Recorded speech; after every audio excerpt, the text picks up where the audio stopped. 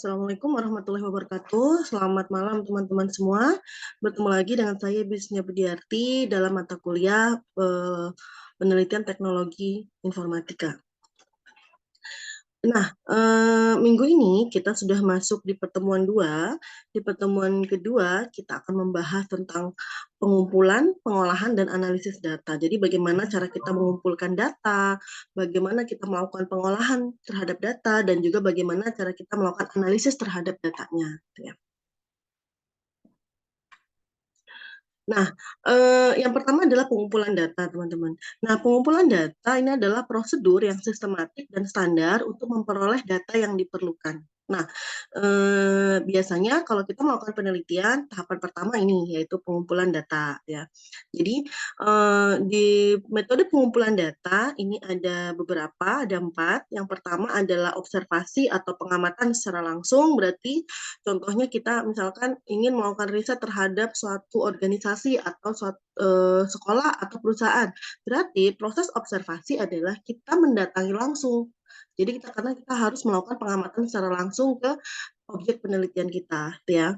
Yang berikutnya adalah wawancara. Nah, wawancara ini kita lakukan jika pada saat observasi gitu ya, kita masih ada beberapa pertanyaan atau proses-proses yang mendetail gitu yang kita nggak bisa amati secara langsung, tetapi harus kita gali menggunakan melalui wawancara gitu ya. Jadi kita punya narasumber gitu ya.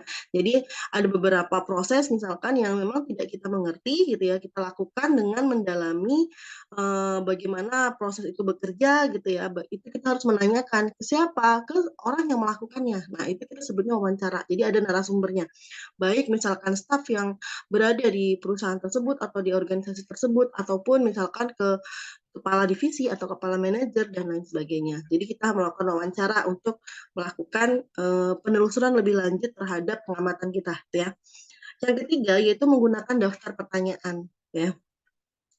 Daftar pertanyaan ini kita bisa buatkan instrumentasi atau kuesioner, teman-teman. Nah, ini kuesioner ini kita buatkan beberapa daftar pertanyaan sesuai dengan yang kita gunakan gitu ya, apa tujuan penelitian kita, lalu nanti ada yang namanya user akan mengisi kuesioner tersebut. Nah, kuesioner biasanya diisi menggunakan skala gitu ya. Misalkan apakah Anda mudah menggunakan aplikasi ini? Nanti ada skala 1 sampai 5. Semakin besar skala yang dipilih, maka semakin baik gitu ya. Jadi apakah Anda mudah menggunakannya? Berarti kalau dia pilih angka 5 berarti sangat mudah gitu ya. Kalau pilih angka 1 berarti sulit untuk menggunakan aplikasinya seperti itu. Jadi kita menggunakan daftar pertanyaan atau kuesioner ya, yang nantinya bisa dipilih diisi oleh user ya. Berikutnya adalah studi kepustakaan. Nah, studi kepustakaan ini kita mencari jurnal-jurnal ataupun buku ataupun teori-teori ataupun misalkan data repositori atau data yang atau penelitian yang memang dipublish untuk umum. Nah, ini studi kepustakaan, teman-teman. Jadi kayak misalkan kita mau ngolah data respon penduduk terhadap COVID-19 misalkan. Nah, kita punya data kependudukan yang sudah diriset oleh BPS misalkan. Nah, kita bisa pakai data itu. Nah, data itu disebutnya data repositori ya. Data repositori itu biasanya bisa diakses di website-website tertentu yang memang menyediakan repositori data. Seperti itu ya contohnya. Nah, berikutnya ini yang pengamatan langsung, yaitu terhadap kegiatan dan teliti, pengamatan yang termasuk ke dalam teknik pengumpulan data. Yang pertama yaitu pengamatan digunakan untuk penelitian dan telah direncanakan secara sistematik gitu ya. Jadi sebelum kita terjun langsung ke objek penelitian kita harus tahu apa yang mau kita lakukan di sana gitu ya. Lalu pengamatan harus berkaitan dengan tujuan penelitian yang telah direncanakan yang tadi. Jadi misalkan kita mau meneliti atau misalkan kita ingin membangun sistem inventory gudang. Ternyata kita risetnya di bagian penjualan kan nggak nyambung gitu. Kita observasi di bagian penjualan kan nggak nyambung gitu kan. Jadi kalau kita memang mau riset di bagian gudang gitu ya, kita ingin mengambil misalkan meneliti atau membangun sistem inventory, maka kita lakukan riset di bagian gudang. Jadi kita nggak bisa riset di bagian finance atau sales. Jadi harus sesuai dengan tujuan penelitiannya ya. Yang ketiga yaitu pengamatan dicatat secara sistematik dan dihubungkan proposisi umum. Jadi begitu kita melakukan observasi, itu nanti kita menghasilkan yang namanya laporan observasi. Artinya apa? Apa yang kita amati pada prosesnya gitu ya, itu harus semuanya dicatat ya. Lalu yang berikutnya adalah pengamatan dapat diperiksa atas validitas dan reliabilitas. Artinya apa? Nah, setelah kita buat laporan observasi itu harus disahkan, teman-teman. Kenapa? Disahkan misalkan, oh bagian direkturnya atau manajernya itu harus mengesahkan. Kenapa? Karena apa yang kita tulis itu harus diperiksa dan divaliditas oleh pihak perusahaan atau objek penelitian kita. Kenapa? Karena tidak sembarangan. Jadi bisa saja kita observasi tapi kita nulisnya asal atau tidak benar gitu. Sesuatu yang tidak benar kita tulis. Nah, itu akan menjadi masalah yang baru nantinya gitu. Maka harus diperiksa kebenarannya dulu ya. Seperti itu. Nah, yang berikutnya adalah wawancara. Nah, proses memperoleh keterangan untuk tujuan penelitian dengan cara tanya jawab dan bertatap muka antara si pewawancara dengan si responden atau penjawab ya dengan menggunakan alat yang disebut interview guide atau panduan wawancara. Nah, nanti setelah kita melakukan wawancara, kita membuat yang namanya tadi ya panduan wawancara. Nah, ini berisi pertanyaan dan jawaban nanti dari si narasumbernya seperti itu. Nah, daftar pertanyaan yang ketiga tadi ya, itu kuesioner ditujukan kepada responden dan diisi sendiri oleh responden. Schedule yaitu daftar pertanyaan ditujukan kepada responden dan diisi oleh si pewawancara atau si peneliti itu sendiri. Jadi ada yang langsung dan yang tidak langsung ya. Nah, berikutnya adalah studi kepustakaan, yaitu mencari literatur yang berisi teori-teori yang berkaitan dengan masalah yang akan dibahas, ya, atau sebagai sumber data sekunder atau secondary data, termasuk data publik atau data yang berasal dari internet atau website, dokumen pemerintah, dan jurnal. Ini semua masuk ke studi kepustakaan. Seperti tadi ya, kayak repositori data, data yang dipublish oleh situs resmi pemerintah, misalkan BPS, kantor pajak, situs government, dan lain sebagainya. Itu semua studi kepustakaan dan itu bisa dijadikan rujukan, itu teman-teman ya. Nah, berikutnya adalah analisis data. Yaitu analisis data merupakan bagian yang amat penting dalam metode ilmiah karena dengan analisis suatu data dapat diberi arti dan makna yang berguna dalam memecahkan masalah penelitian. Ya. Nah, data mentah yang telah dikumpulkan oleh peneliti tidak akan ada gunanya jika tidak dianalisa, gitu ya. Data mentah diklasifikasikan untuk memudahkan dan dalam pengolahan dan analisa data. Jadi begitu kita melakukan riset, kita sudah melakukan observasi, kita sudah melakukan wawancara, kita sudah ambil dokumen-dokumen yang berhubungan yang akan kita gunakan dalam penelitian kita gitu ya. Lalu kita udah sebarkan kuesioner. Nah, data-data yang masuk itu masih mentah, teman-teman. Nah, bagaimana cara mengolahnya? Nah, nanti kita gunakan metode apa gitu ya. Ada metode yang kita gunakan untuk mengolah data atau untuk menganalisis datanya ya. Nah, tahapan pengolahan data yang pertama kita lakukan mengedit data atau editing data. Nah, biasanya kalau di penelitian teknik informatika gitu ya, ini kita lakukan yang namanya cleaning data. Kalau di sini disebutnya editing ya. Editing itu contohnya apakah datanya sudah lengkap dan sempurna gitu ya. Apakah datanya sudah cukup dan konsisten gitu ya. Apakah ada jawaban yang tidak sesuai. Nah, ini adalah proses cleaning terhadap data gitu ya. Artinya apa? Misalkan kita menyebarkan kuesioner gitu ya. Begitu kuesioner kita sebarkan diisi oleh user. Nah, data yang masuk kita cek kembali apakah usernya mengisinya tidak sesuai gitu ya. Misalkan 10 user gitu ya, kita sebarkan ke 10 user. 9 user itu mengisi misalkan di skala 5 gitu. Ternyata ada satu user mengisi di skala 1 gitu ya. Nah, itu bisa masuk ke data bias teman-teman atau data yang jawabannya seperti tidak sesuai. Artinya bisa jadi respondennya tidak mengerti terhadap pertanyaannya. Nah, ini harus kita editing atau harus kita cleaning namanya, ya. Atau jadi bisa kita keluarkan dari data tersebut. Artinya data itu tidak kita gunakan, seperti itu ya. Lalu yang berikutnya, yang kedua adalah mengkode data atau coding, yaitu pemberian kode kepada jawaban sangat penting jika pengolahan data dilakukan dengan komputer. Ya, pemberian kode dapat dilakukan dengan melihat jenis pertanyaan dan jawaban dari pertanyaannya. Tadi ya, bisa juga kalau misalkan kita pada saat membuat kuesioner kita menggunakan skala, si user tidak tidak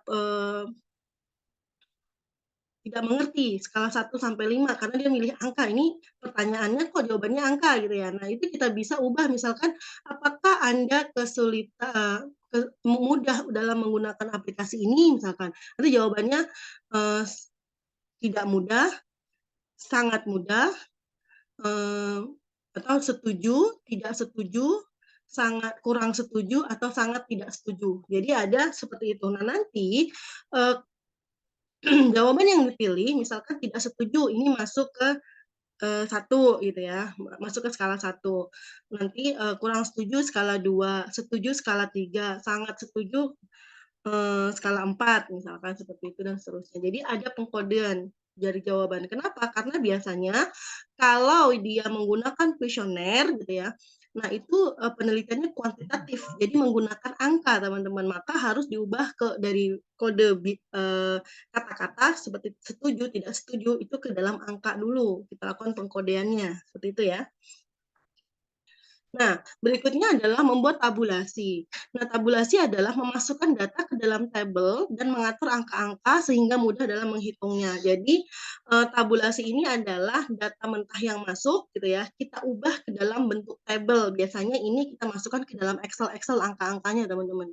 Nah, itu namanya tabulasi gitu ya. Nah, baru proses analisis yaitu proses penyederhanaan data ke dalam bentuk yang lebih mudah dibaca dan diinterpretasikan ya. Lalu penafsiran atau interpretasi yaitu penjelasan yang terperinci mengenai arti yang sebenarnya dari materi yang dipaparkan. Jadi nanti kita lakukan analisis.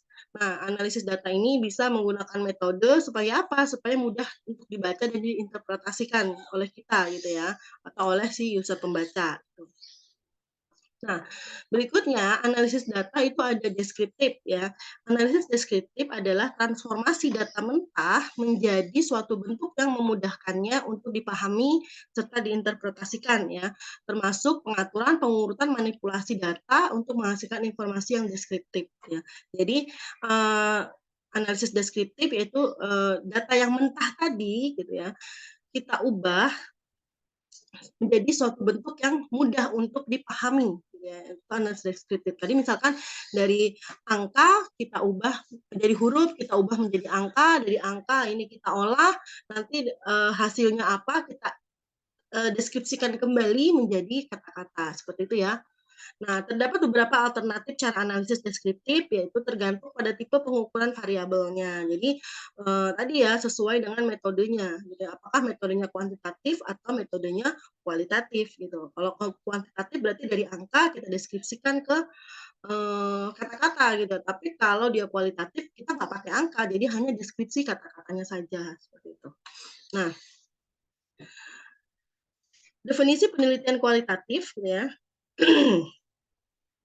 Nah, kualitatif berarti kita prosedur penelitian yang menghasilkan data deskriptif berupa kata-kata tulis atau lisan dari orang-orang yang dan perilaku yang dapat diamati. Jadi kalau yang kuantitatif kita berhubungan dengan angka, teman-teman. Kalau kualitatif penelitian yang kita jabarkan itu harus menggunakan kata-kata tertulis atau lisan, gitu ya. Jadi tidak menggunakan angka di kualitatif itu.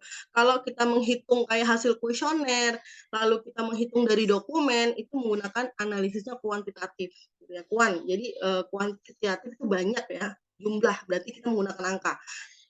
Kalau kualitatif kita menggunakan kata-kata, ya. Penelitian kualitatif adalah tradisi dalam ilmu sosial secara fundamental bergantung pada pengamatan pada manusia dalam kawasannya sendiri, berhubungan dengan orang tersebut dalam bahasanya dan dalam peristilahannya. Jadi kalau kualitatif kita biasanya berhubungan dengan orang lain, gitu ya. Kita nggak berhubungan dengan data, gitu ya. Data ada, tapi hanya sebagai pendukung. Tapi biasanya kalau kualitatif kita memperoleh datanya ini dari wawancara, teman-teman. Ya, wawancara, contohnya kayak, oh kita mau membangun sistem expert system atau sistem pakar gitu kan. Berarti kita wawancara ke dokter gitu ya, dokter spesialis apa gitu ya. Atau misalkan kita mau analisis, usability suatu website gitu ya, tapi kita nggak mau menyebarkan ke user gitu, kita mau ke orang yang memang expert di bidang desain misalkan. Nah, berarti itu kita gunakan metodenya heritage evaluation gitu. Nanti ada evaluator, evaluatornya ini adalah orang yang sudah bekerja minimal 5 tahun gitu, di bawah 5 tahun kita nggak bisa jadiin narasumber, nah seperti itu. Nah itu kalau penelitian kualitatif, jadi tidak menggunakan angka. Semoga bisa dimengerti ya teman-teman ya. Nah karakteristiknya apa? Melakukan penelitian pada latar alamiah, jadi, langsung orangnya ya, manusia sebagai alat pengumpul data utama. Jadi bukan dokumen atau data berbentuk repositori gitu ya, tapi manusia sebagai pengumpul data. Kenapa? Karena tadi biasanya kita melakukan wawancara kepada manusia gitu ya. Menggunakan metode kualitatif ya, melakukan analisis secara induktif, penyusunan teori dimulai dari pengumpulan data yang saling berhubungan gitu ya. Jadi kalau yang namanya analisis, kualitatif, kan dia menggunakan metode, menggunakan analisis induktif. Jadi kalau induktif ini dari, fakta-fakta dulu nih, fakta-fakta yang ada, baru kita cocokkan dengan teorinya, gitu ya, kita ke teori. Nah, penyusunan teori ini dimulai dari pengumpulan data. Jadi fakta-fakta tadi kita kumpulkan gitu ya, baru kita, susun teorinya gitu. Tapi kalau analisis, kebalikannya deduktif gitu ya, dia dari teori dulu baru ke fakta-fakta ya. Jadi kalau kualitatif dia secara induktif, jadi dari fakta-fakta dulu, kita lakukan wawancara, baru kita temukan nih, teorinya gitu. Nah, data yang dikumpulkan berupa kata-kata, gambar, dan bukan angka. Kalau kualitatif bukan angka teman-teman ya. Lebih mementingkan proses daripada hasil ya. Batas penelitian ditentukan oleh tujuan penelitiannya. Jadi tujuan penelitian untuk apa gitu. Jadi kalau misalkan tadi membangun sistem pakar, berarti udah kita wawancara seputar penyakit yang kita, akan bangun sistem pakarnya gitu misalkan. Lalu adanya kriteria khusus untuk keabsahan data gitu ya. Jadi kenapa harus ada kriteria khusus gitu tadi, mmm, misalkan kita mau menganalisis, mewawancara gitu ya, orang yang bekerja di bidang, desain UI UX, tapi bekerjanya baru 1 tahun. Kita meminta pendapat dia untuk mereview, aplikasi misalkan aplikasi A gitu kan. Dia review, tapi dia pengalamannya hanya 1 tahun. Nah, itu tidak bisa kita jadikan kriteria teman-teman. Kenapa? Karena keabsahan datanya justru wawancara kita ke dia itu justru diragukan. Datanya eee, tidak sah gitu ya. Tapi kalau misalkan kita menentukan kriteria, oh ketika kita mau melakukan, redesign aplikasi gitu ya, kita wawancara si desainer UI UX yang memang sudah bekerja minimal 5 tahun gitu ya, 5 tahun artinya apa, project dia sudah banyak gitu ya, pengalaman dia sudah banyak, nah itu kita bisa menjadikan kriterianya, seperti itu ya. Jadi ada kriteria khusus untuk keabsahan data gitu ya. Desain penelitian bersifat sementara ya, terus-menerus sesuaikan dengan kenyataan di lapangan gitu. Jadi kalau sudah, di penelitiannya sudah menemukan kesimpulan gitu ya, tapi nanti karena kita terus-menerus tahun berjalan, nanti akan ada perbaikan gitu ya. Jadi seperti ini, disesuaikan dengan yang ada di lapangan gitu ya. Kalau dulu mana ada orang membangun sistem pakar Covid, karena belum ada penyakit Covid di tahun misalkan 2004 gitu. Tapi kan semakin ke sini akan semakin disesuaikan gitu ya.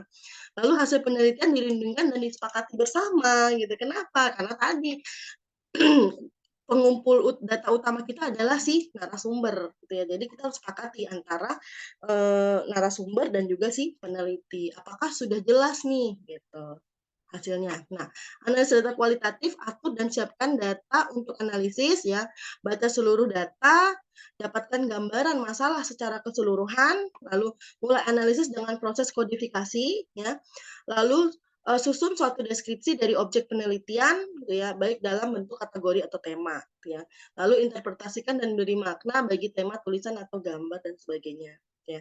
Nah, penelitian kualitatif yaitu ada jenis penelitian kualitatif yaitu yang pertama penelitian tindakan atau action research gitu ya.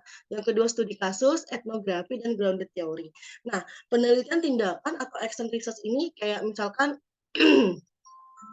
kita mengamati langsung prosesnya gitu ya, action research. Jadi kita langsung melakukan tindakan apa yang dilakukan, kita amati. Nah, itu penelitian tindakan gitu ya. Ada studi kasus berarti sesuai dengan kasus-kasus yang ada. Nah, etnografi ini berarti secara budaya gitu ya, dan grounded theory ini berarti yang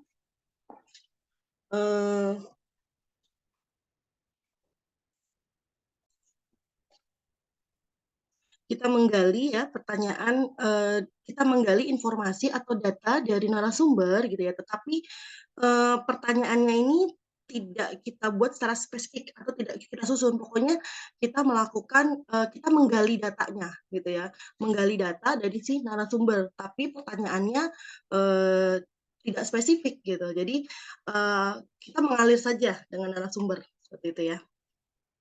Nah, masalah penelitian dalam studi atau riset atau penelitian kualitatif, peneliti kerap menggunakan kalimat tanya dan bukan kalimat pernyataan atau hipotesis. Nah, contoh masalah penelitian gini. Jadi begitu kalian misalkan ingin meneliti apa sih yang ingin meneliti gitu. Nah, itu berawal dari adanya permasalahan dulu gitu ya. Nah, contohnya permasalahan seperti ini. Bagaimana siswa memanfaatkan internet sebagai sarana pengembangan ilmu? Ya.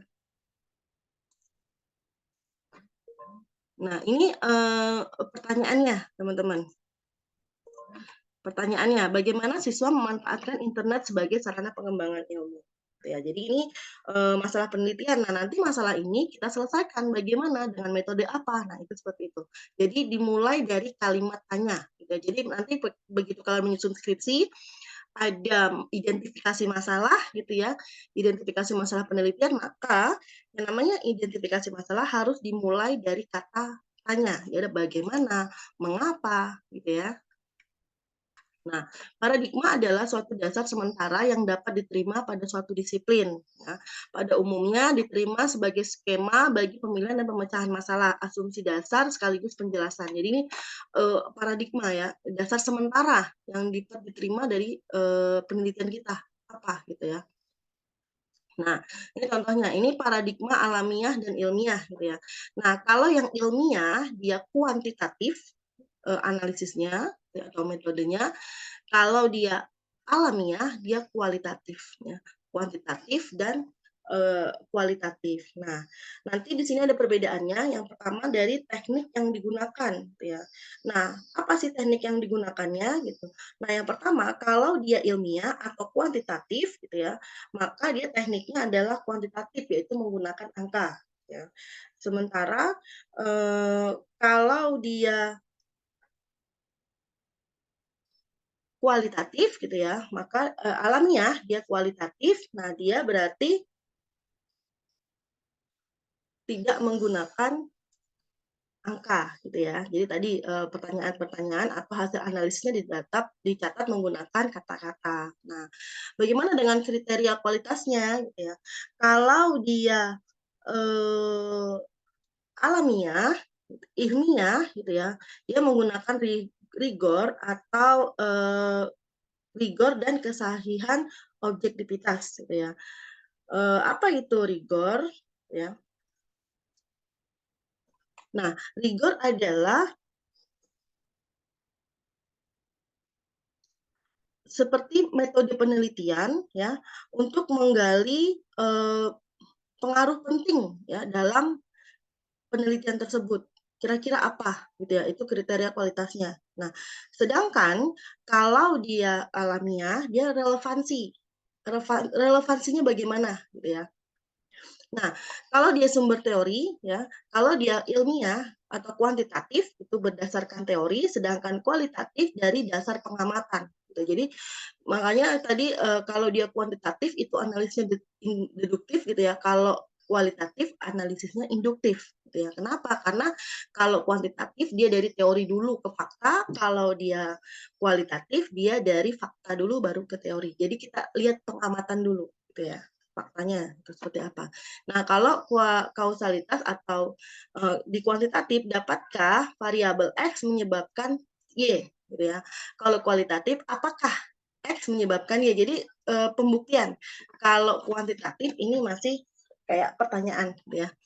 Sedangkan tipe pengetahuan yang digunakan kalau kuantitatif ini proposisional gitu ya, kalau kualitatif proposisionalnya diketahui bersama. Nah, sedangkan kalau kuantitatif pendiriannya reduksionis, kalau kualitatif ekspansionis gitu ya.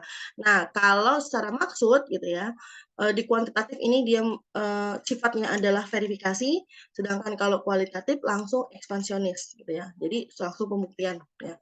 Sedangkan kalau kualitatif secara latar ya, kalau kuantitatif dia menggunakan laboratorium gitu ya, sedangkan kualitatif dia langsung bisa alam, bisa objek risetnya langsung, sumbernya langsung seperti itu ya.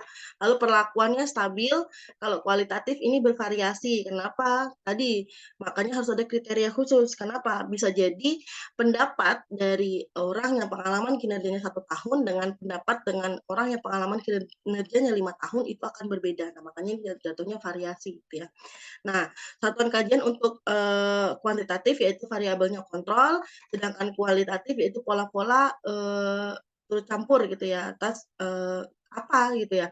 Misalkan dengan ya narasumbernya siapa gitu. Nah, ini masing-masing narasumber akan berbeda polanya. Nah, ini nanti akan di definisikan masing-masing polanya seperti apa. Itu kalau kualitatif. Biasanya nanti ada bagian-bagian dipisah sesuai dengan permasalahannya kalau dia di kualitatif gitu ya. Sedangkan secara instrumen gitu ya, kalau kalau kuantitatif dia menggunakan kertas atau pensil karena ini instrumennya seperti kuesioner gitu ya. Tapi kalau kualitatif ya orang sebagai peneliti gitu ya. Nah, penetapan pengumpulan data dan analisisnya dia sebelum penelitian gitu ya. Kalau kualitatif selama saat dan sesudah pengumpulan data. Jadi tadi selama penelitian kita melakukan wawancara, sesudahnya juga sesudah pengumpulan data kita harus cek validitasnya tadi ya dan reliabilitasnya harus dicek juga ya. Lalu secara desainnya sudah pasti kalau kuantitatif, kalau kualitatif berubah-ubah sesuai dengan tadi bervariasi pendapatnya gitu ya. Gayanya intervensi, kalau kualitatif dia seleksi gitu ya. Nah, ini contoh ada beberapa contoh, ada satu contoh ya di sini untuk penelitian kuantitatif dan kualitatif. Nah, ini contohnya adalah jurnal. Nanti teman-teman di Google Scholar untuk mencari jurnal gitu ya.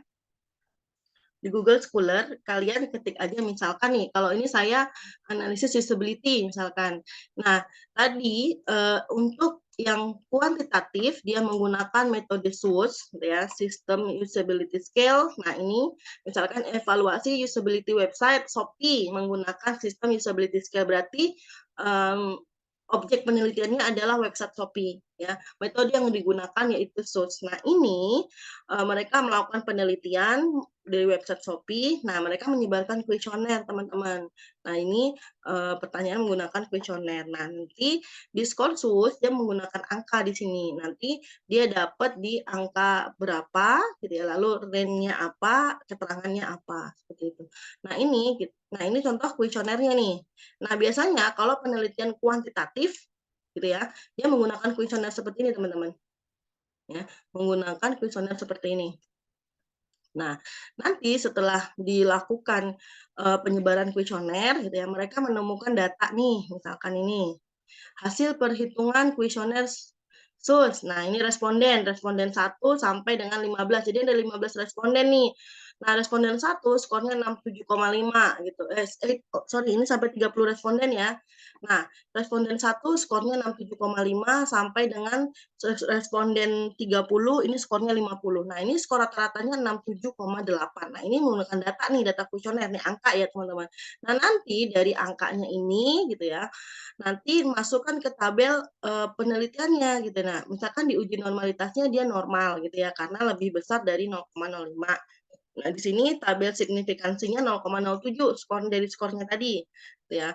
Lalu diuji sampel statistiknya ya, sampel statistiknya ini dia jadi kalau kuantitatif ini main statistik teman-teman, main angka gitu ya. Nah, dari sini. Nah, nanti setelahnya didapat kesimpulan untuk skor SUS 67,0833 gitu ya. Maka dia masuk ke mana? Oh, dia masuk ke kategori oke. Dari mana ini kategori oke? Dari tabel yang di atas tadi nih, teman-teman. Nah, dia masuk di kategori oke karena 67,08 seperti itu ya. Nah, ini 68 masuk ke sini ke oke. Berarti aplikasi ini layak untuk bisa direkomendasikan gitu ya, atau masih masuk kategori oke untuk direkomendasikan ke user lain. Seperti itu ya. Nah, ini contoh yang kuantitatif teman-teman. Jadi kalau kuantitatif dia menggunakan angka seperti ini ya. Nah, beda kalau dia kualitatif gitu ya. Kalau di penelitian kualitatif, nah tadi saya ambil contohnya yaitu menggunakan analisisnya sama usability gitu ya, tapi saya cari di sini menggunakan heuristic evaluation misalkan sini. Nah, di sini analisis usability aplikasi mobile e-government, layanan aspirasi pengaduan online rakyat atau lapor dengan metode heuristic evaluation di sini. Nah, di metode ini teman-teman, nah, di sini penelitiannya dia tidak menggunakan angka. Artinya apa gitu ya. Nah, di sini dia hanya menggunakan severity rating. Misalkan di sini dari evaluatornya gitu ya. Dari pilihan submenu terlalu banyak gitu ya. Nanti feedback atau informasi dari evaluatornya gitu ya, beri sedikit submenu. Jadi ada saran perbaikannya. Jadi, nah berikutnya misalkan permasalahannya adalah submenu topik yang dipilih terlalu dalam. Nah, perbaikannya apa? Lebih baik topik maksimal kedalaman 3 gitu ya. Lalu misalkan di sini ada lagi menghapus foto secara tidak sengaja. Sebaiknya seharusnya ada pilihan untuk hapus foto atau tidak seperti itu. Jadi lebih ke kata-kata. Jadi di hasilnya atau hasil penelitiannya, kesimpulannya pun dia menggunakan kata-kata. Jadi visibility of system status, match between system and real world, seperti itu. Jadi tidak ada seperti tadi angka 63, datanya berapa, seperti yang kuantitatif gitu ya, seperti ini. Oke, itu saja untuk hari ini teman-teman. Silahkan jika ada pertanyaan langsung di grup ya teman-teman ya. Saya tutup. Assalamualaikum warahmatullahi wabarakatuh.